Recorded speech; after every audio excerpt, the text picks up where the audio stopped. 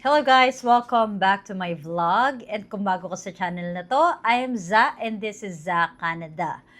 Thank you sa lahat ng mga nag-subscribe sa akin lately at kung hindi pa, mag-subscribe na kayo. At sa channel ko, pinag-uusapan natin ang iba't ibang mga topic when it comes to immigration, daily life ng isang immigrant dito sa Canada at kung ano-ano pa. So anyway, today, may pag-uusapan na naman tayo and this is not something that's new. Kumbaga lagi itong nangyayari sa bawat isang Pilipino na gustong-gustong makarating dito sa Canada para matulungan ng kanilang pamilya at umangat ang buhay ng bawat isa. So, anyway, may Pilipina na naman na nang scam ng ating kapwa kababayan. 'Di ba? Nakakalungkot na balita. At yan ang pag-uusapan natin ngayon. Panoorin hanggang dulo.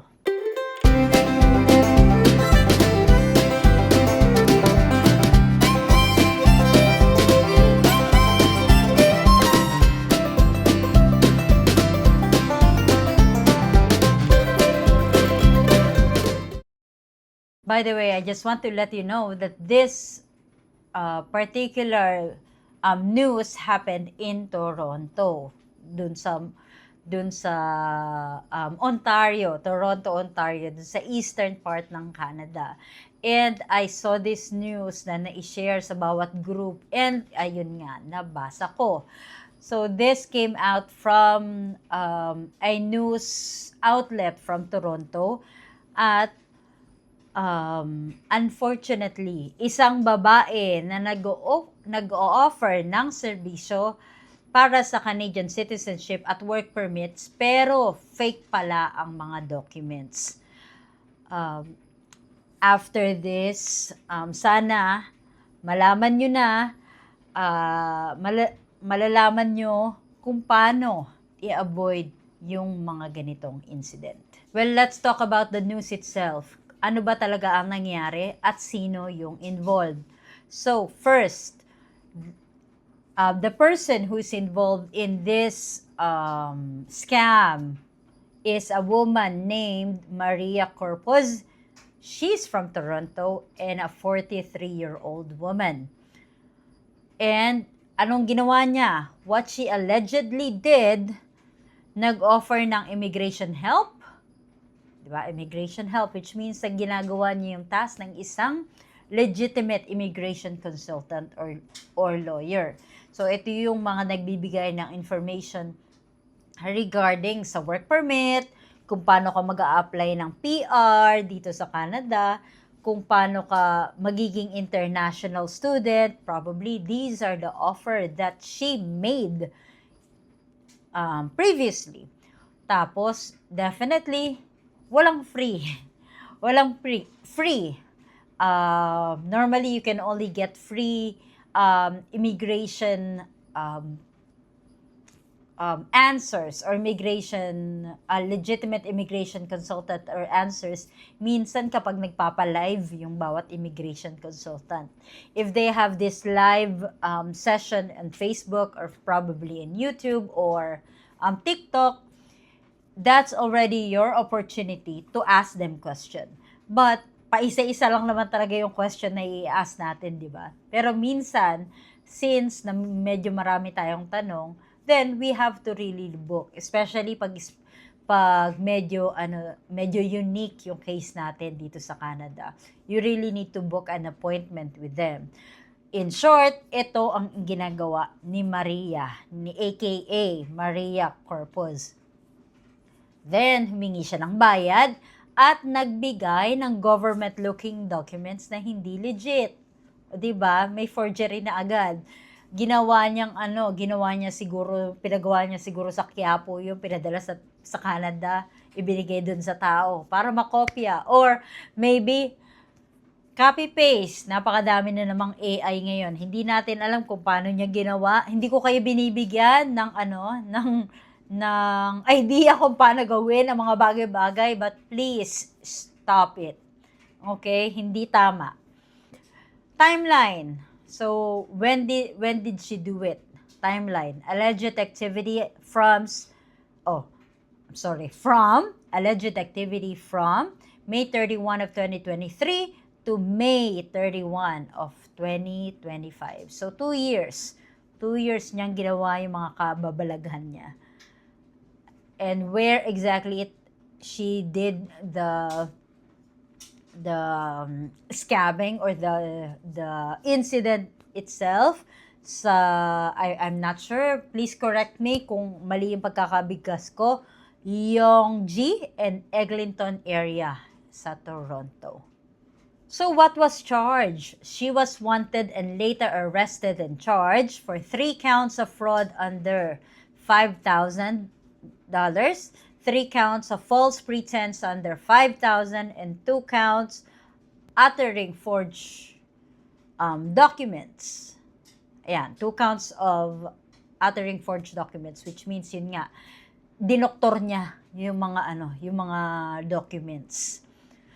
And if there's any other information regarding this incident or regarding this particular news, please contact them. So, contact nyo yung Toronto office. Kung isa kayo sa mga nabiktima niya, so please do not hesitate to go to the Toronto Police and provide them evidence na isa kayo sa mga naloko niya. So, why this affects Filipinos? Alam naman natin na halos lahat ng mga naaapektuhan or na nabibiktima ng mga ganitong tao ay kapwa Pilipino rin natin. Kasi minsan sa sobrang tiwala natin, kasi Pilipino rin sila eh. Kumbaga kababayan natin. Pareho na tayo ng language.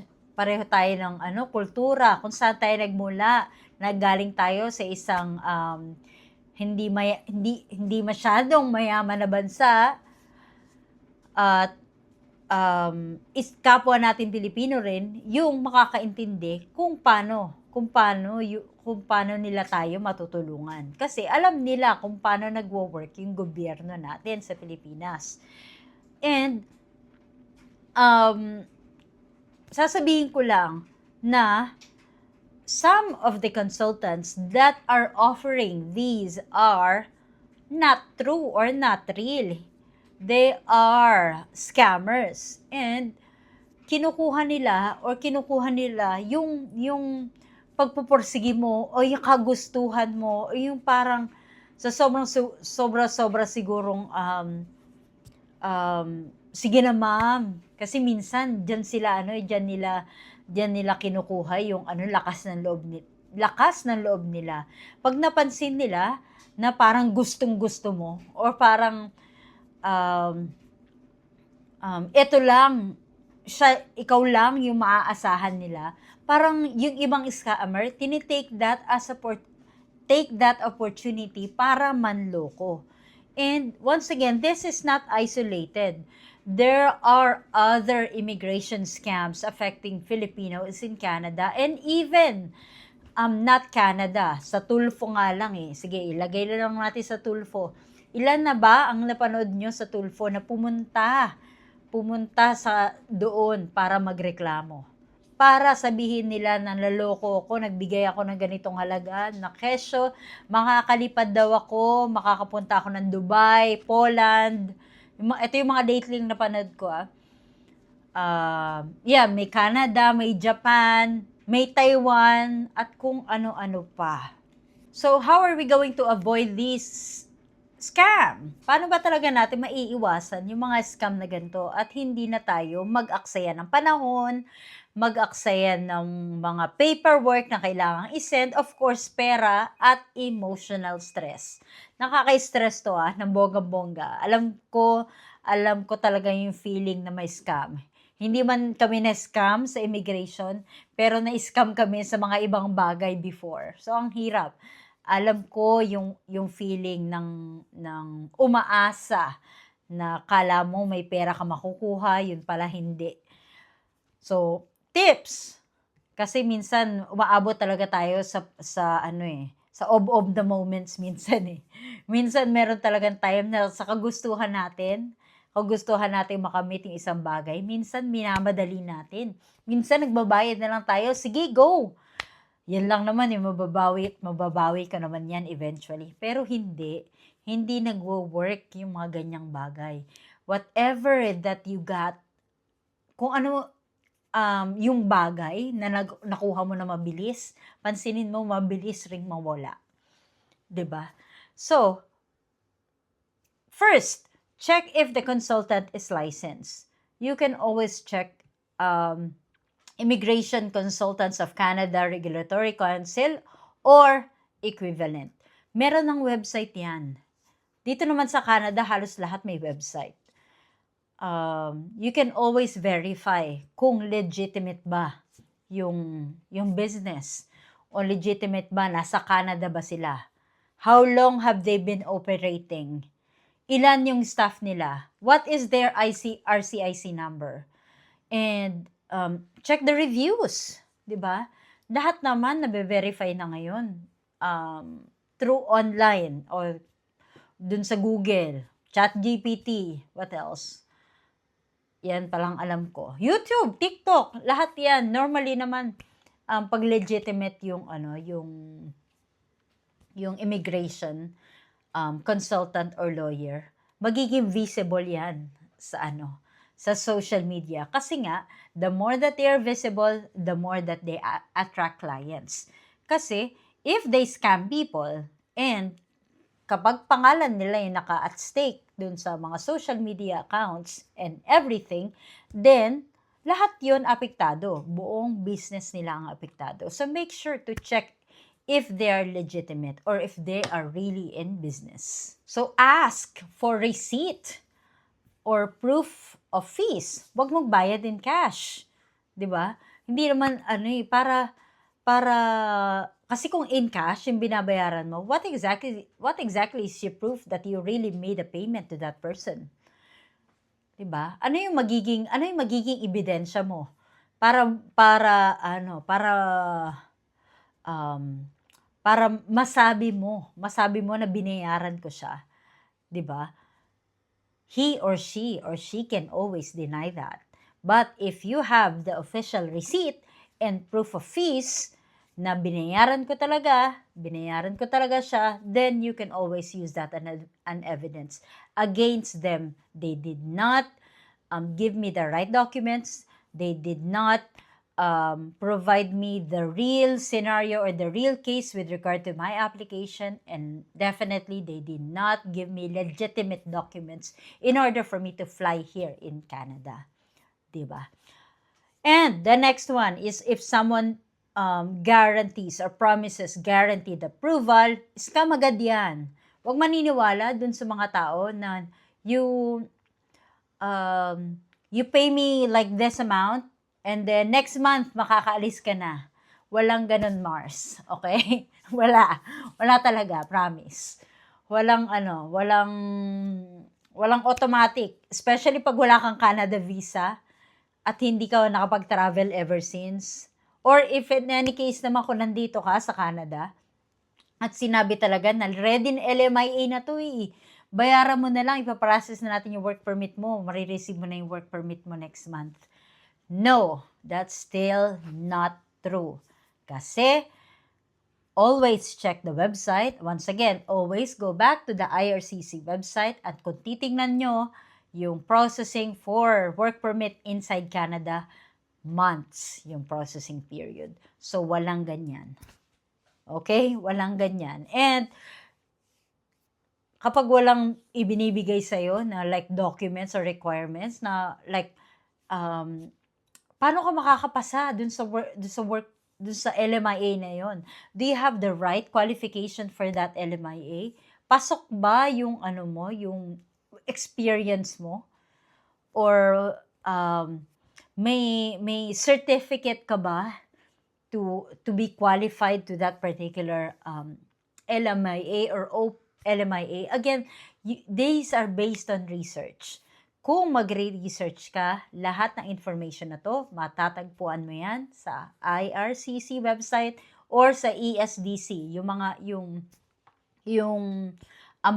government body na nagpa-process ng LMIA.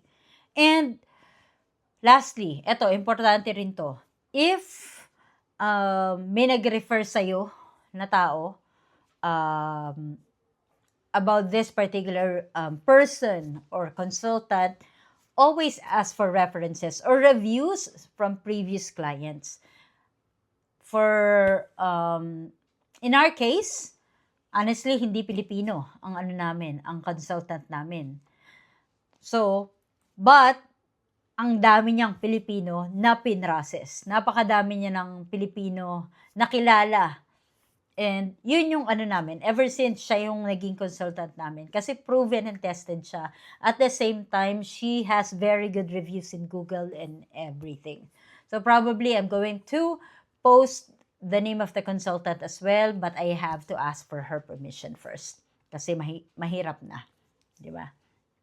And, syempre, pag hindi mo nakita sa official government site, ang pangalan nila, importante, scam yan. Agad. Okay? Practice due diligence. Okay, so yun lang dito sa video na to. Again, wag tayong magpa-scam. Mahirap kitain ang pera natin. Bawat sentimo na ina-earn natin dito sa Canada o kahit sa Pilipinas o kahit kung nasan ka mang parte ng mundo, isang OFW, lahat yan, bawat butil ng bigas na nasa tapayan natin or nasa kaldero natin, lahat yan pinaghihirapan natin. So, wag tayong basta-basta magbibigay ng hindi natin pinag-iisipan. So, kung pag-iisipan natin yung mga bagay or kung yung mga bagay-bagay na gagawin natin sa buhay ay binibigyan natin ng time para mag-research muna, gather muna ng enough information, then walang masasayang na pera.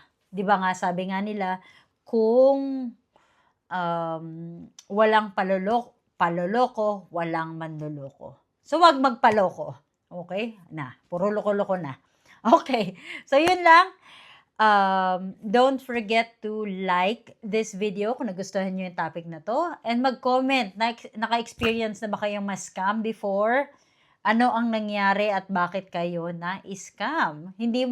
Kung hindi man tungkol sa immigration at kung ano-ano, i-share nyo nga sa akin. Okay? So, lumalakad pa rin dyan yung email ko. At don't forget to like and subscribe.